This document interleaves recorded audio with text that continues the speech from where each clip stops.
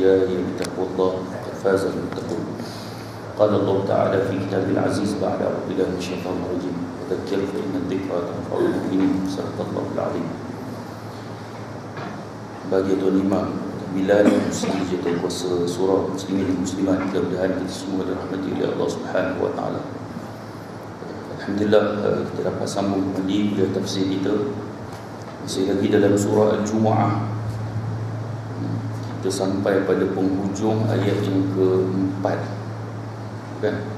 Memang ayat keempat.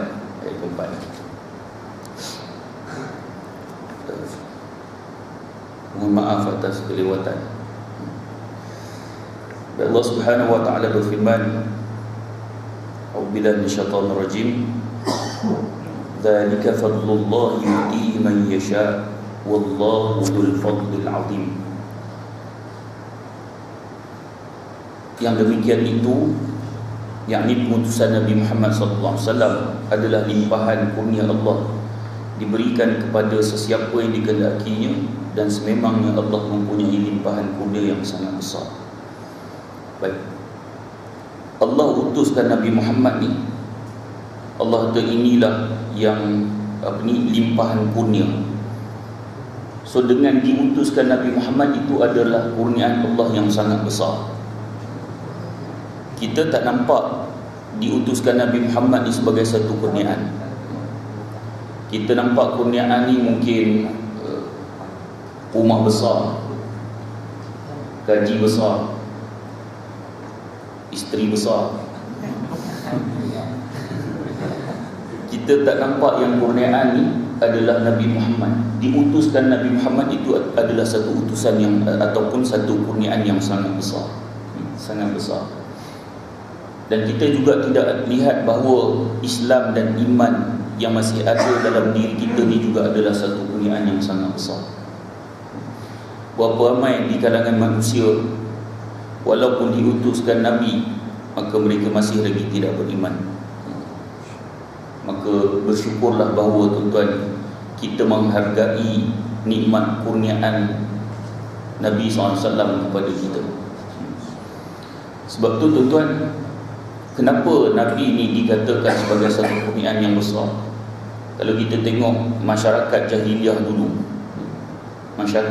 dulu, mereka hidup dalam keadaan yang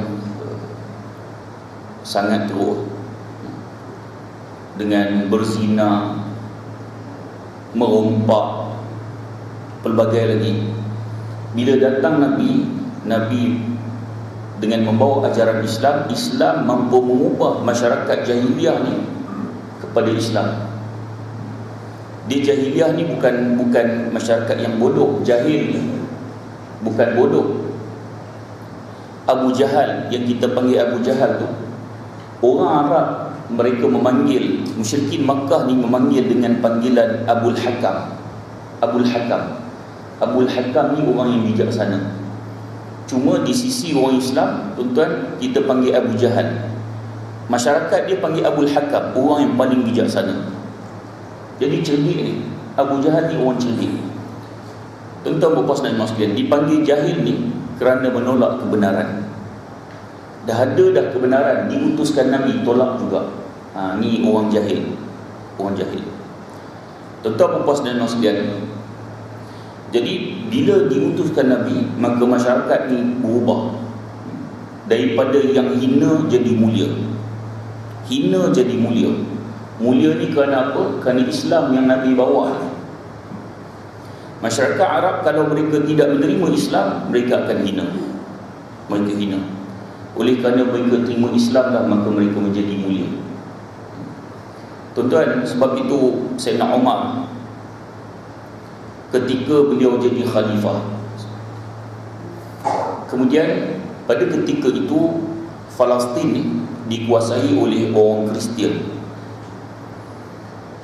Apabila perang Yarmuk ni, umat Islam dah menang daripada tentera Rom, dan Palestin ni juga duduk di bawah kekuasaan Rom. Lalu orang Kristian yang ada di Palestin ni pakat duk bincang, kita ni kalau lawan dengan tentera Islam takkan menang. Tentera Islam kuat. Di Yarmouk tu tuan-tuan, tentera Islam 44,000 orang, tentera Rom lebih kurang 240,000 orang. 44 lawan 240,000 tentera Islam menang. Jadi kehebatan tentera Islam ni dah sangat terkenal. Sangat terkenal. Jadi mereka ambil kesimpulan, ambil keputusan untuk tidak berperang dengan tentera Islam. Lebih baik duduk di bawah kekuasaan umat Islam berbanding duduk di bawah Rom yang zalim ni. Jadi mereka buat keputusan untuk serahkan kekuasaan ini kepada Sayyidina Umar, dengan syarat khalifah datang sendiri untuk terima kunci kota Baitul Maqdis. Lalu Sayyidina Umar pun datang dengan pembantu dia, dengan pakaian yang compang-camping. Orang Kristian yang ada di Palestin tu, mereka tertunggu-tunggu, siapakah yang dikatakan Sayyidina Umar khalifah umat Islam yang agung ni? Siapa dia? Sebab di bawah pemerintahan Sayyidina Umar lah Rom dan Parsi jatuh. Sebab tu orang Syiah ni dia marah sangat. Syiah marah sangat pada Sayyidina Umar. Kenapa tuan-tuan? Kerana Parsi akhirnya tunduk di bawah kekuasaan Sayyidina Umar. Orang Syiah ni tuan-tuan, dia ada hubungan, orang kata hubungan langsung dengan kerajaan Parsi. Kalau sekarang ni Syiah sekarang, dia ada hubungan langsung dengan Iran. Sebab tu tuan-tuan, kalau kita kutuk Saudi depan pokok Syiah ni, dia tambah lagi tuan-tuan. Dia tu memang Saudi ni, Saudi Wahabi, dia tambah. Tapi kalau kita kutuk Iran, terbakar dia. Sebab tu pokok Syiah dulu dia ada hubungan langsung dengan kerajaan Parsi. Bila Sayyidina Umar berjaya menjatuhkan kerajaan Parsi, sentimen tu ada, dia marah sungguh pada Sayyidina Umar. Kan macam kubur Abu Lu'lu' saya cerita tu kan, kubur Abu Lu'lu', dia marah sungguh pada Sayyidina Umar. Jadi orang Kristian yang duduk di Palestin ni, di Baitul Maqdis ni, tertunggu-tunggu. Mana dia hak kata pemimpin agung yang berjaya mengalahkan dua kuasa besar? Tuan-tuan, kalaulah kata waktu sekarang ni tak ada TV kata, kemudian kerajaan Brunei, tentera dia berjaya mengalahkan Amerika dan Rusia. Kita rasa nak tengok mana satu Sultan Brunei hak nampak hebat sangat, Rusia dengan Amerika kalah dengan dia. So ibaratnya begitu. Duk tertunggu-tunggu mana satu Umar, Sayyidina Umar mana satu. Kalau Maharaja Rom yang terkenal dengan dengan istananya yang besar, dengan pelbagai tuan, begitu juga Maharaja Parsi. Maharaja Parsi ni, orang nak datang ni tuan-tuan, dia tak boleh angkat muka nak berhadapan dengan Raja Parsi. Dia ada jarak dia sampai ke tahap itu. Jadi tuan-tuan, orang nak tengok kalau Maharaja Parsi dan Rom ni pun dahsyat dah, orang yang berjaya mengalahkan Rom dan Parsi sudah tentu lebih dahsyat lagi. Mungkin Sayyidina Umar akan datang dengan rombongan bala tentera yang sangat besar, dengan mahligai yang indah, dengan kenderaan yang sangat hebat. Lalu tuan-tuan, bila tengok rupa-rupanya Sayyidina Umar datang dengan seorang pembantu, dengan pakaian yang compang-camping. Sayyidina Umar ni tuan-tuan, dia bila sampai pada tentera Islam yang berjaya menang di perang Yarmouk ni, tak silap saya Syurahbil, yang dia rasa macam, kenapalah Sayyidina Umar pakai hak compang-camping macam ni kan? Maluan tu orang Kristian yang ada di Palestin tu duk tertunggu-tunggu, ini khalifah hebat umat Islam. Kata macam, nampak macam hina lah kalau khalifah pakai macam ni. Sayyidina Umar marah. Sayyidina Umar kata, nahnu qaumun a'azzanallahu bil Islam. Kita ni satu kaum yang dimuliakan oleh Allah kerana Islam.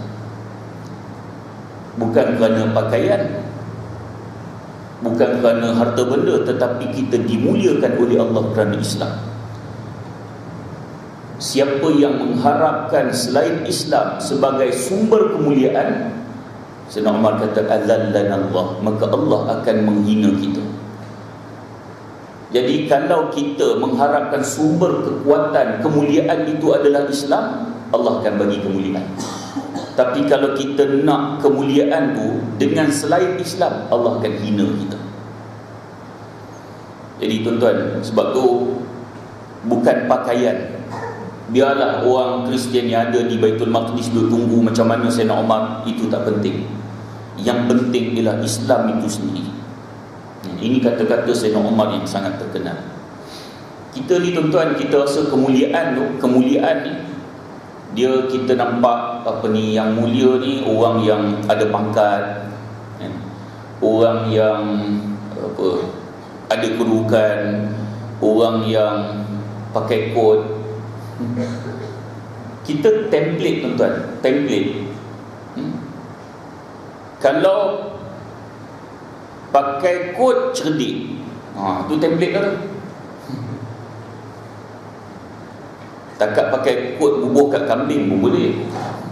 Apa nak heran. Dulu masa Tok Guru Ni Aziz almarhum, Tok Guru Ni Aziz, masa awal-awal dapat Kelantan dulu, orang kata Allah jenis jenis Tok Guru, jenis ustaz, reti ke nak takbir, pergi takat pergi bagi kuliah kat masjid dah. Dia bagi tempoh tak silap saya 2 bulan. 2 bulan je dia. Akhirnya tuan-tuan, berapa lama tu Umi Aziz bertahan. Bahkan di antara pentadbiran yang terbaik. Orang nak, kalau pakai kod tu hebat, pakai kod bijak. So template. So Sayyidina Umar nak bukan sekadar template. Sayyidina Umar nak kita faham bahawa kemuliaan itu adalah pada Islam. Jika sekiranya kita mengamalkan Islam secara keseluruhan, kita menjadi umat yang hebat. Kita jadi umat yang hebat. Baik tuan-tuan puan dan sekalian, sebab tu kita sebut tadi ni, jahiliah ni bukan bermakna bodoh, tetapi mereka menolak kebenaran. Kebenaran dah ada dari depan mata, tolak. Beri Rasulullah, tolak juga. Dah bagi Rasulullah, tolak juga. Tuan-tuan puan dan sekalian, dia, kalau kita tengok teruknya Arab sebelum kedatangan Nabi ni, dia merompak, berzina. Rompak ni tuan-tuan, dia sebab tu pernah saya sebut dulu, tak silap saya, orang Arab ni antara kebaikan dia ialah dia dengan tetamu. Dia kalau bab tetamu ni memang dia baik. Masa zaman jahiliah lagi, dia kalau tak sambut tetamu yang datang rumah, itu satu keaiban. Sampai sekarang kalau tuan-tuan pergi rumah orang Arab ni, dia akan jamu, dia akan ra'i. Sebab budaya Arab macam tu. Budaya ni tuan-tuan bukan semenjak kedatangan Islam, sebelum lagi. Jadi bila orang ni keluar je tuan-tuan, dia boleh pergi rompak.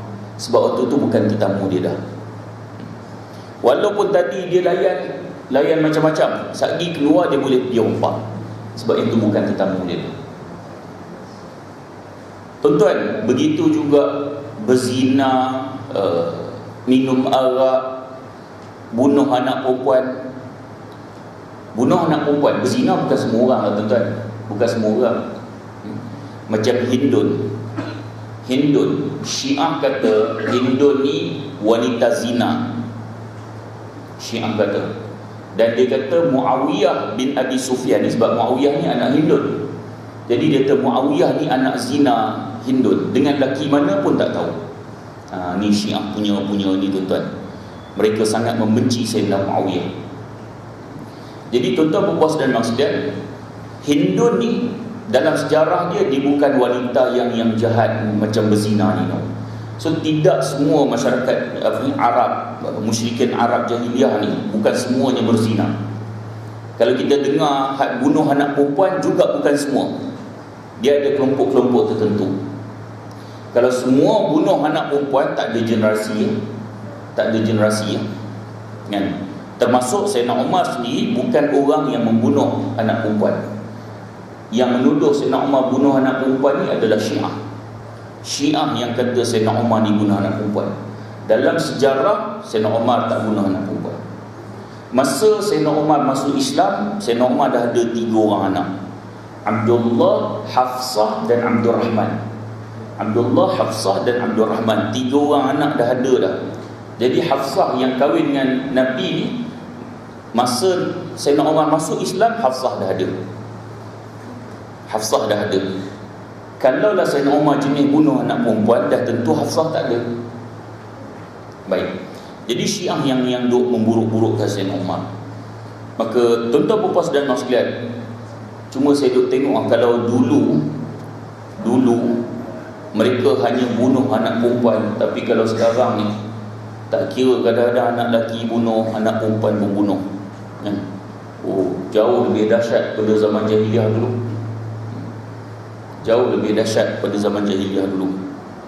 Kadang-kadang kita tengok suasana kita ni, Allah, boleh flush dalam tandas. Orang Arab jahiliah pun tak buat macam tu. Punya dahsyat kita tu.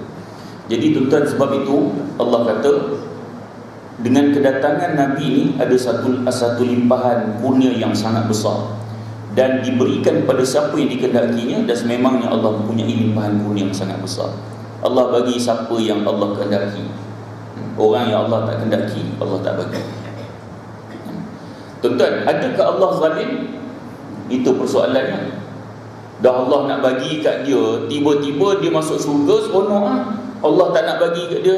Tuan-tuan, semuanya di bawah pengetahuan Allah, ataupun di dalam pengetahuan Allah. Allah Maha tahu, tuan-tuan, sebelum dijadikan manusia tu sendiri, Allah dah tahu dia ni ahli syurga ke ahli neraka. Allah Maha tahu. So tuan-tuan, manusia ni dah diketahui ahli syurga ataupun ahli neraka. Kita tahu kalau macam tu, buat apa nak hidupkan dunia lagi? Kan terus masukkan syurga, masukkan dalam neraka. Sebab manusia dia tidak ada alasan. Jika Allah telah berikan hidup di dunia ni, dia tak ada alasan. Kalau terus masuk dalam neraka, orang dalam neraka dia kata, ya Allah, kau tak uji kami lagi. Entah-entah kami ni kalau hidup di dunia, kami boleh je masuk syurga. Tuan-tuan, dia ada alasan. Tetapi bila Allah dah bagi peluang dia hidup di dunia ni, dia tak ada alasan, kan? Maka semuanya dalam pengetahuan Allah. Buatlah macam mana pun, jadi macam mana pun, tuan-tuan, kalau bagi kebaikan macam mana pun, Allah Maha mengetahui, dia last sekali dia akan memilih jalan untuk masuk dalam neraka. So Allah Maha tahu. So dengan pengetahuan Allah itulah Allah telah berikan keizinan, dan Allah telah berikan kepada siapa yang Allah hendak, dan Allah akan tak bagi kepada siapa yang Allah kehendaki, dengan pengetahuan Allah tadi ni. Baik. Kemudian kalau kita tengok dalam hadis, Imam Bukhari dan Muslim meriwayatkan daripada Abu Hurairah. Dia, kalau Imam Bukhari dengan Muslim meriwayat ni, dia top level of hadis. Dia dipanggil riwayat Syaikhain. Kan? Riwayat dua syekh, Bukhari dengan Muslim. Kan? Bukhari dengan Muslim. Baik. Jadi hadis ni hadis riwayat Imam Bukhari dan Muslim. Riwayatkan daripada Abu Hurairah, sesungguhnya golongan fakir dari kaum muhajirin jumpa Rasulullah. Orang muhajirin ni jumpa Rasulullah SAW. Tuan-tuan, bila jumpa Rasulullah, dalam hadis ini dia kata, "Zahaba ahlud duthur bid-darajatil ula wan na'imil muqim." Golongan yang berharta dia dapat darjat yang tinggi dan nikmat yang berkekalan. Kemudian faqal, kata Rasulullah, "Wa ma dzak?" Mengapa pula? Qalu yusalluna kama nusalli wa yasumuna kama nasum wa yatasaddaquna wa la natasaddaq wa yuqtiquna wa la nuqtiq. Faqala Rasulullah SAW, "Afala u'ammilukum syai'a? Afala u'allimukum syai'a tudrikuna bihi man sabaqakum wa tasbiquna bihi man man ba'dakum wa la yakunu ahadun afdal minkum illa man sana'a mithla ma sana'tum. Qalu bala ya Rasulullah. Qal tusabbihuna wa tukabbiruna wa tahmaduna dubura kulli salatin 33 marrah. فرجع فقراء المهاجرين إلى رسول الله صلى الله عليه وسلم فقالوا سمع إخواننا أهل الأموال بما فعلنا ففعلوا مثله. فقال رسول الله صلى الله عليه وسلم ذلك فضل الله يؤتيه من يشاء. Bila golongan miskin di kalangan muhajirin jumpa Nabi, bila jumpa Nabi ni nampak macam muka sedih, tak puas hati, Rasulullah tanya kenapa ni. Kemudian mereka hak miskin ni dia jawab, dia kata puak-puak mereka ni sembahyang, maksudnya orang kaya. Hak geng-geng miskin jumpa Nabi ni, dia kata hak orang kaya ni pakat duk sembahyang belaka. Macam mana kami sembahyang? Kami sembahyang, mereka sembahyang juga. Kemudian mereka berpuasa seperti mana kami puasa. Jadi macam dia tak puas hati. Kami orang miskin sembahyang, orang kaya pun sembahyang. Kami puasa, orang kaya pun puasa. Kemudian dia kata kami sedekah, mereka bersedekah tapi kami tidak mampu bersedekah. Ni dia tak puas hati ni. Orang miskin tak puas hati. Kami sembahyang, orang kaya sembahyang. Kami puasa, orang kaya puasa. Tapi bila orang kaya sedekah, kami tak mampu sedekah. Kalau macam ni tak seronok. Tuan-tuan, yang ni adalah dengki yang dibenarkan. Dengki yang dibenarkan. Dengki yang dibenarkan ni tuan-tuan ialah dengki bila tengok orang buat baik, kita nak buat baik. Itu dengki dibenarkan. Kita tuan-tuan, sebab tu kadang-kadang datang surau ni, kita jadi semangat nak sembahyang ni, sembahyang sunat umpamanya, bukan kerana kita nak riak ke orang. Kadang-kadang sebab